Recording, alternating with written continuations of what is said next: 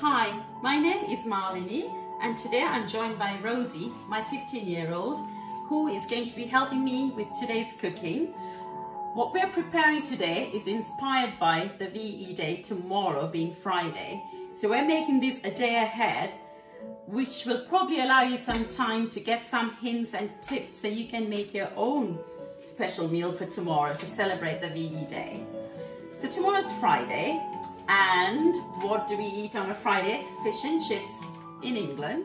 So we're going to be making some fish. The fish I'm going to prepare is going to have beautiful scales, which I'm going to cut with this disc, arranged on the top.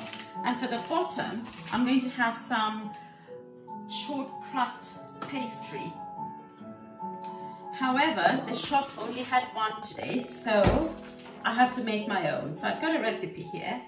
And I think I might make puff pastry instead, so it's a bit lighter and buttery and tastier.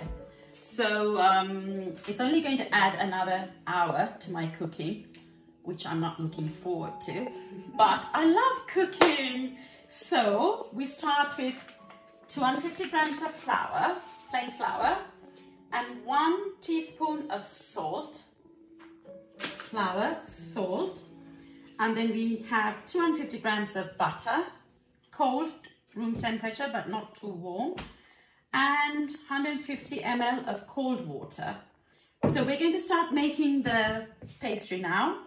We're going to roll it out on here. It is nice and clean and washed. My hands are washed, but I shall pull out my unmatching, if you'll excuse me, gloves, because then it's a bit more hygienic. I'm not touching any of the uncooked food. So the fish is fish that came out of this packet. So it came out frozen, but I've thawed it only because it's very thin, only because I want it to cook at the same time as a pastry. So puff pastry cooks very quickly, so hence the reason I've thawed it and I haven't started from frozen. And because it's VE Day inspired, we have, Rosie's going to help me. Who are the allies for Britain, Rosie, in World War II? Good question. Britain with France, with Russia? yes, the USSR and the USA. And the USA, okay. So for USA, we're going to make the dessert, which is going to be designer ice cream cones with lots of ice creams and lots of toppings. And the American flag. And yeah, we're trying and hoping and keeping our fingers crossed that the ice cream cones are going to come out well. We're going to make it with pancake batter, roll it into a cone, bake it and all of that. So we're going to be here all night. And then to inspire by, do we have China in there? We have a little bit of China. So we have a bit of Chinese noodles, which we're going to use, and some spring onions. And here, this is interesting, I found this pink onion. So I thought this might be purple, but this was called a pink onion, but I'm not too sure.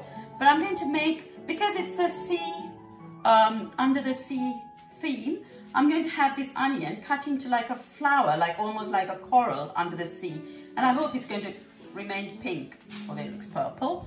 I have 2 of those onions and I have 1 of the normal white onion. And I also have garlic bulbs, which I shall use for the underwater theme.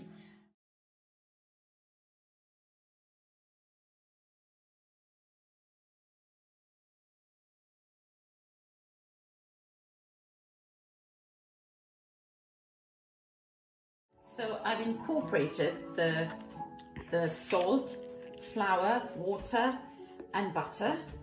So the trick to get those layers of puff pastry is to fold it 1/3 the way in and 1/3 the way in from the top.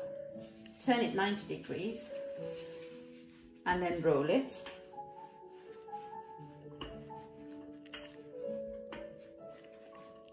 And then just try and get it slightly rectangular in shape. And then repeat again, 1/3 the way in, 1/3 the way in. And if you find that the whole mixture, the dough is sticking to your worktop, just dust it with some flour and then roll it out again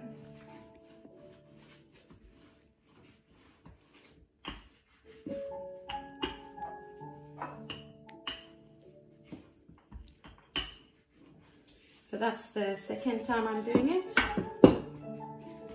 or the third time. So on itself, 1/3 the way, 1/3 the way. Turn it 90 degrees. I feel it sticking to the worktop. Dust it with some flour. Put some flour on the top so it doesn't stick to your rolling pin. Oh, it's quite a workout. And it is ready. So I'm going to put it in the fridge for 30 minutes, and I shall take it out. While the dough is getting cold in the fridge, you have to leave it in there for 30 minutes. We're going to be preparing the vegetables. So these are going to be like the underwater corals, as it were. So I'm going to take a handful of beans and 4 carrots to make corals, and some colored peppers. And I'm also going to have some beetroot.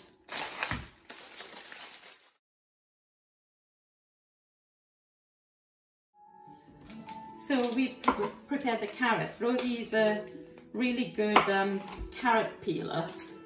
Thank you. And now she's doing the beetroots. She's great at opening packets, aren't you, Rosie? Absolutely.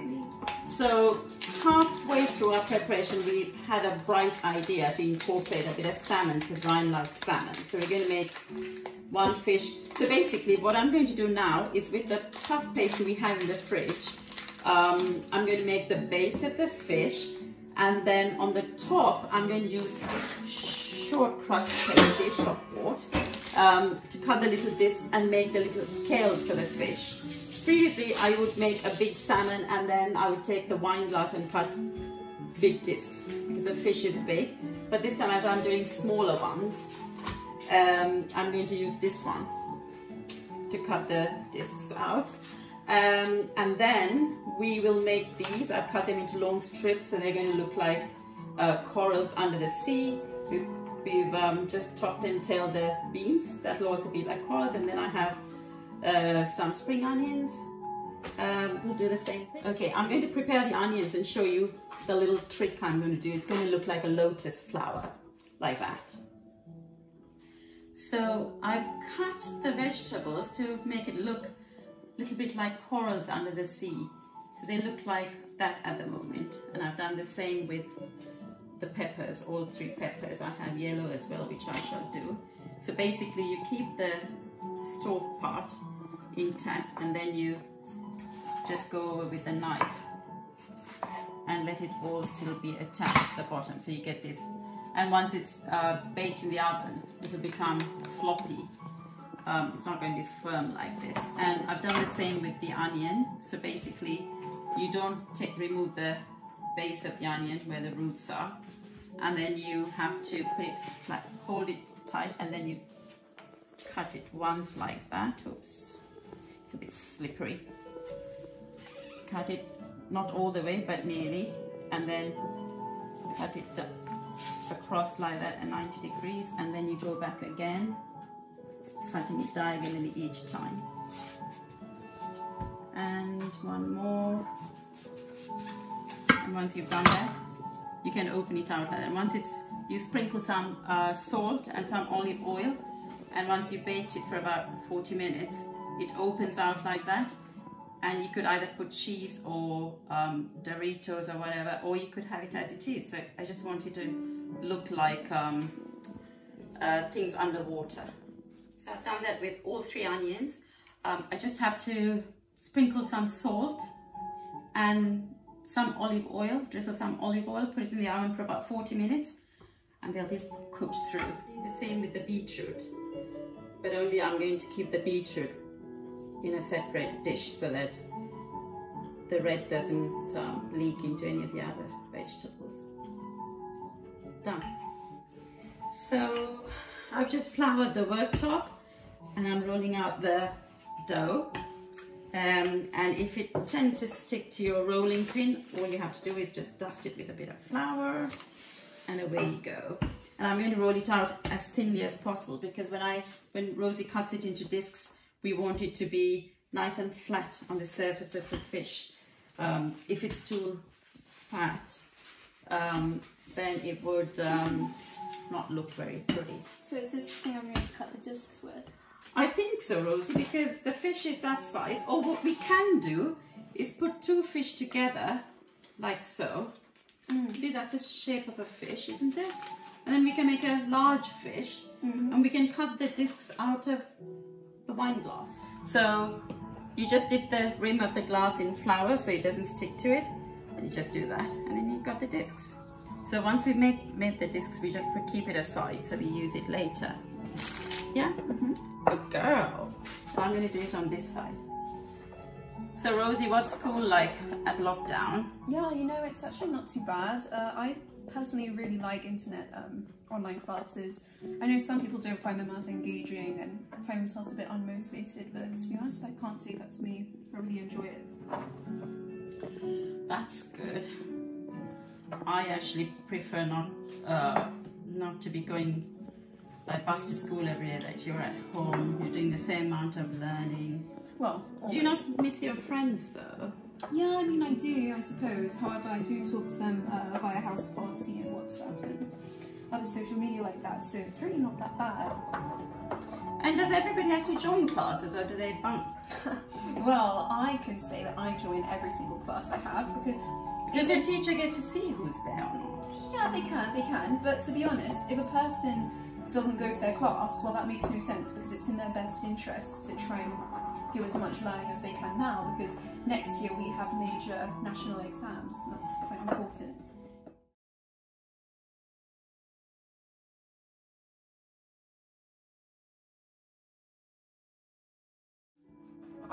So once we get to this point, we've cut all our discs and it's come to this, so we don't have to waste it. All we do is we combine it together like so, and find my rolling pin. You want to roll it?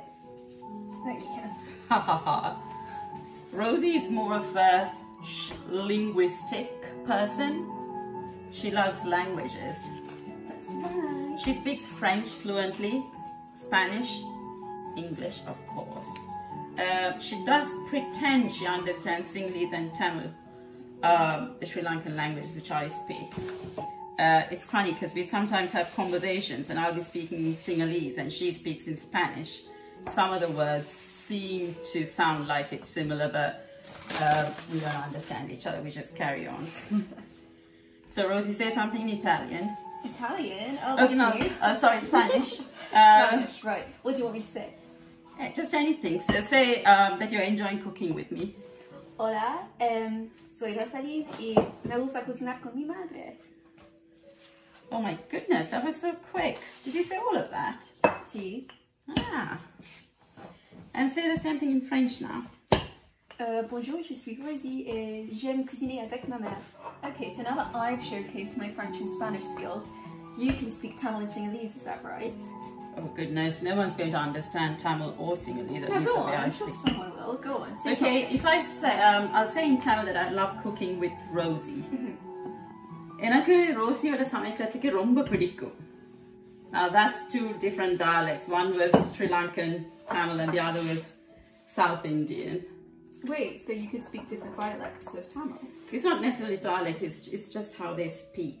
Like And some of the words are different as well. Oh, so like Mexican Spanish. Like for example, Spanish. Viruppam is I like in Sri Lankan Tamil and Romba Pidikkum is in Indian Tamil, the same thing. So Oh, interesting. yeah. And in Sinhalese, Mang hari asa mage duat eka uyana eka. So I've taken the pastry that was chilling in the fridge all this time and I've quartered it. So I've got 1, 2 and 3 pieces. And that's the 4th piece. What I'm going to do now is I'm going to take this piece and put it on the oven tray, which I've put parchment paper on. So let me just go back there. And I shall try and lift this off the table and put it there, short of space. So I've got this now. So what I shall do now is I'm going to try and make one big fish with these 2 smaller pieces of fish. So if I held it like that, it has the fish shape, hasn't it? So that's how I'm going to use it. So that'll go across there. So I'm cutting, just sticking the top off, See the liquid there, we don't need it. So I'm going to just pour it in the sink. I'm going to try and make a fish shape with it. I think I have succeeded. Just move that across. Yeah. Looks pretty good. Yes. And okay, so now I'm going to roll the other piece of pastry, this one out, and then lay it on the top and then cut the fish shape out. That's the pastry that I've rolled out that's going on top. So I shall put it over like so. So now you can see the shape of the fish appearing from underneath. Now I have to try and get a beautiful fish shape out of this. So I'm going to start here. And once I've cut the fish shape out, are you going to make a tail? I will make a tail out of that piece. I have to put egg wash in between the two layers of pastry to make it stick. Otherwise it'll all be like lifting up while it's cooking.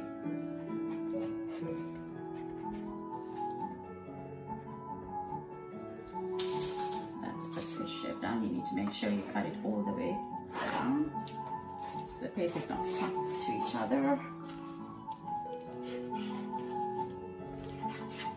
Yeah, so that's come apart. Now I'm going to try and make a fish tail shape. That'll be a nice enough fish tail. It's a fish tail, right? Yeah, pretty much. We'll just pop that underneath like so.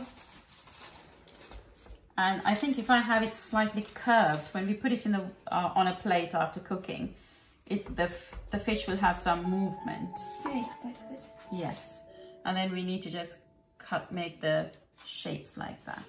We'll try and make it a bit more elegant by doing it slowly. Okay, and then let's try and cut some fins. Do you think that'll make a good fin? I think so. Sometimes just automatically, organically, the cut off pieces will make the fins. A fin for this side. And then the fish also has a fin in the middle, something like that. Yeah? Pretty much, yeah. Okay. So now I've been put in charge of preparing the egg wash to put on top of the pastry so that it can look nice and, what's the word? No, so we can stick the scales onto it, so just go over it, Rosie.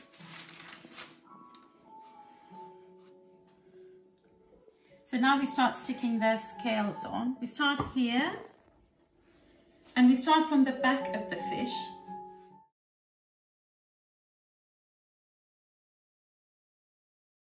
So I've rolled a piece of dough like that, and then I'm going to roll it around.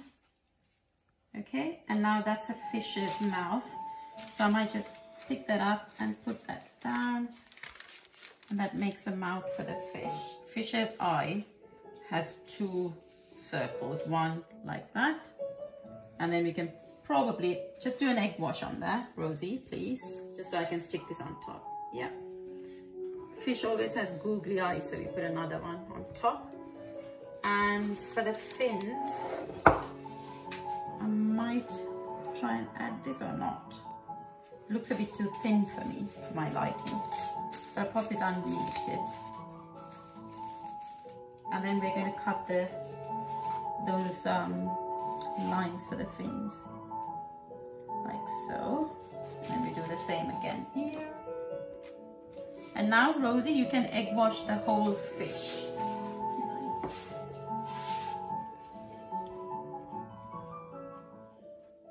So that's one fish done, and we have two more to go.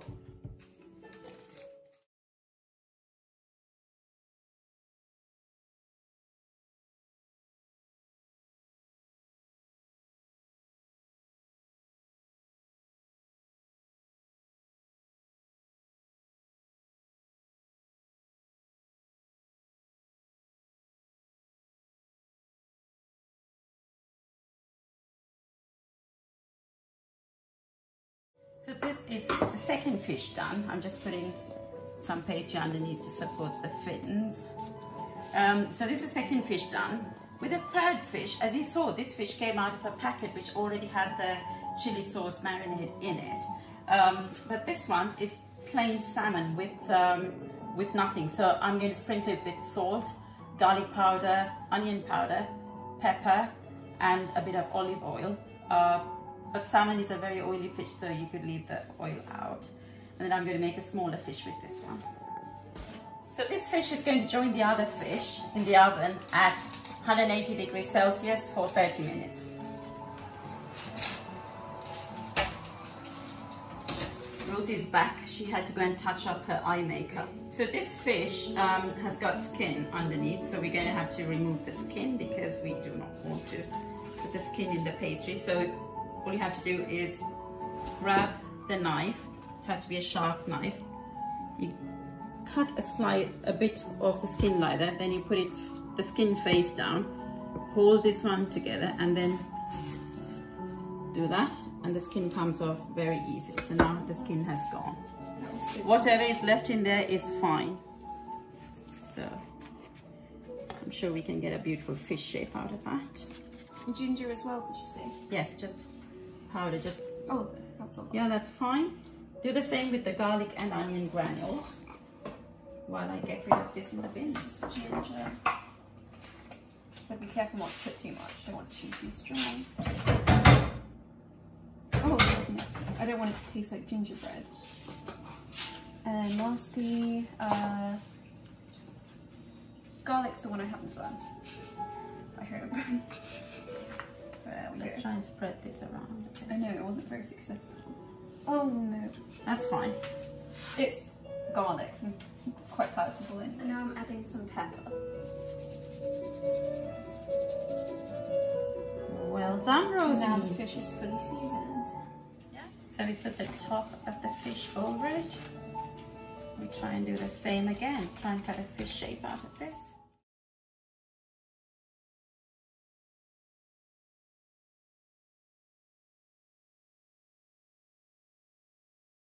So I finished preparing the salmon pie. This is going to go into the oven at 180 degrees Celsius, fan assisted, and because the fish fillets are pretty thick, they're going to cook for around, what would you say, 40 minutes? I think 40 minutes is... Yeah, about 40 minutes. Should be so enough. in it goes.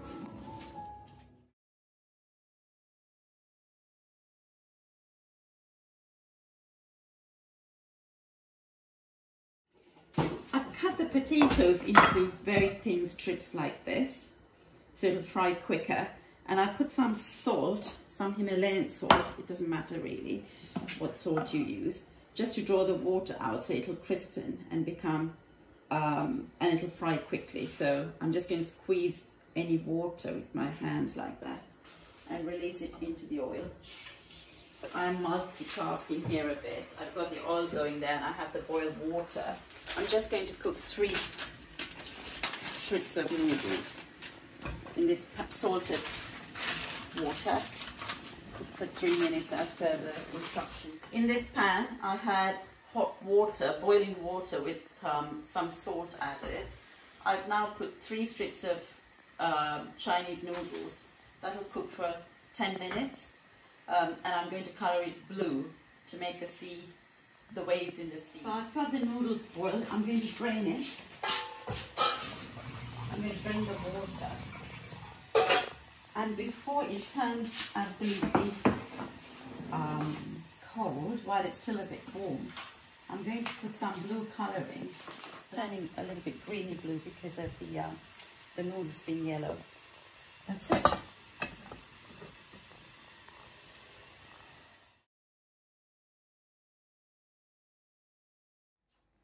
So here's the fun bit. We've got the sea here, the sea theme. We've got the chips to go as a bed of the sea. And now I put the red peppers, which I've slit on the top. So that looks like corals under the sea.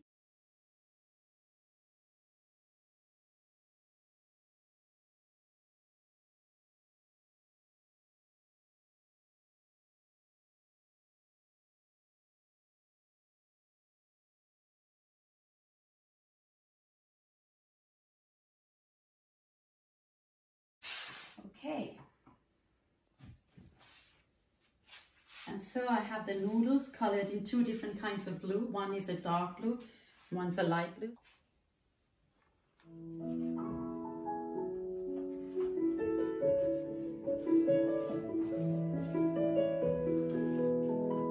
So there we have it, our completed VE Day inspired meal.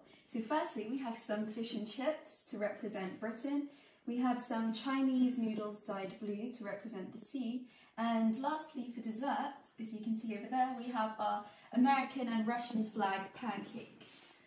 As of today, today marks the 75th anniversary of the end of World War II, so it's actually a really important celebration. And in fact, I would even go as far as saying that you could draw parallels between the challenges of the Second World War and the current pandemic. But of course, this is something we can all overcome in the coming weeks. And we should absolutely recognise the frontline staff who are working hard to keep us safe. Hope you've picked up a few tips on how to make your own VE Day celebration lunch. If you liked our video, I would really hope that you would donate to our NHS, who are doing a marvellous job during this time, and also to our essential workers. We have to remember the people who collect our refuse every day, the postmen, the delivery people, the care workers, the nurses, the doctors, and all our frontline staff who are working very hard to keep us safe. So if you like my video, I would really hope that you would donate to the NHS. I've attached the link below for ease of reference, and all that's left to do is to serve lashes of ice cream onto my Russian, one of each, and my USA flag, like so.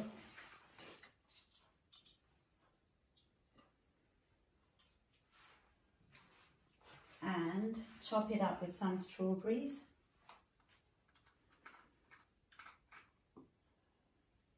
That strawberry didn't get cut. And some blueberries. So that's again the red and blue. And devour it. Thank you for watching. Have you ever made food that you actually want a very quiet place to sit and enjoy it by yourself?